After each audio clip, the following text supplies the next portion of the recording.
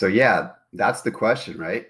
What's next? Where are we going? What's going to happen in the rest of 2023 and into 2024 as far as interest rates go, as far as home prices go, as far as inventory goes? I'm sure you're reading a lot about it right now, or maybe seeing it on TV. And I just want to say, don't always believe the hype. Look closely at the facts and figures and the data, because that will really tell you what the real picture is and where we're at. And on that note, I kind of wanted to share just a quick couple things on interest rates and what the experts are saying. So in this little graph right here, you can see some of the heavy hitters. Fannie Mae, MBA, which is the Mortgage Bankers Association, National Association of Realtors. They're all saying for the here's where we are in the third quarter of 2023. Right around 6.63.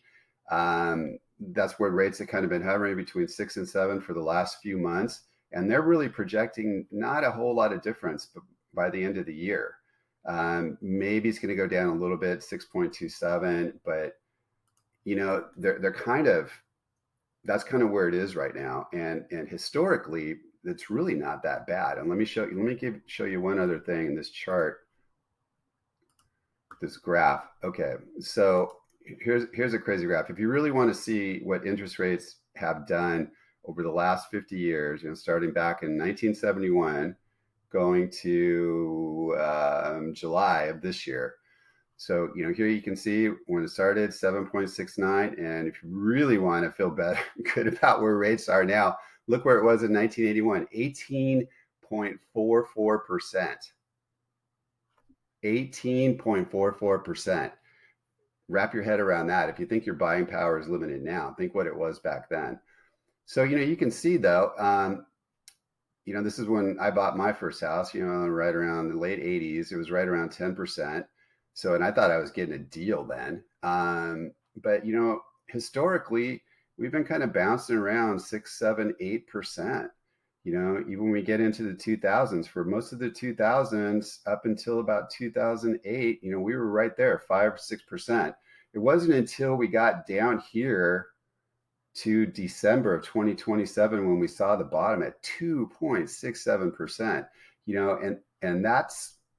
and that's kind of what everybody got used to and is expecting now. And that chart will show you that is definitely the exception. And I don't think in our lifetimes we're ever going to see that number again.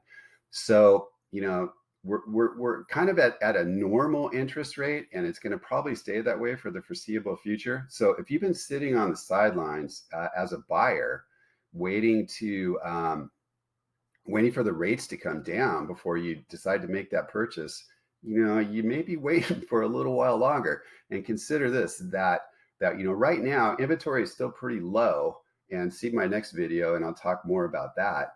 But inventory is low, and there's still a lot of buyers out there, and the competition is still pretty fierce. But as soon as those rates go down, if they get down into the 5s or something, or maybe in the 4s in the next few years, that all those pent up people are going to be out there looking for that same small amount of inventory, and the competition is just going to get more fierce. So right now, we think, if you can do it, if you can make your budget work and talk with your mortgage broker, if you can get into something right now, do it.